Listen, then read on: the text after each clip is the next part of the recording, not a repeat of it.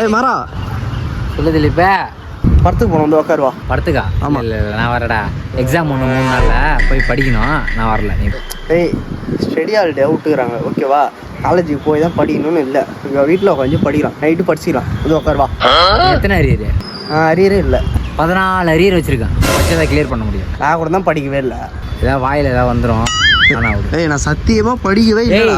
ஏய் சத்தியமானதா அடிச்சிருவான். உன்ன மாரி ஆளை மட்டும் நம்பவே முடியாது. படிக்கவே இல்லைன்னு சொல்கிறேன். ஆனால் எப்படி தான் பாஸ் ஆகிற? நானும் உன் கூட தானே சுற்றுறேன், என் கூட தான் சிகரெட் அடிக்கிறேன், எல்லாமே என் கூட தான் பண்ணுறேன். நீ எப்படா பாஸ் ஆகி தொலைகிற? எப்படா பாஸ் ஆகிற?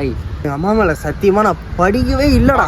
ஆனால் படிக்கலன்னு சொல்லாத. எங்களை மாரி பசங்க உங்களை மாரி ஃப்ரெண்ட்ஷிப்பை கூட வச்சுருக்கிறேன் பாரு, அதுதான் தப்பு. ஏய் சரி, நான் உனக்கு கேட்குறேன். போன எக்ஸாம் நீ என்ன சொன்ன?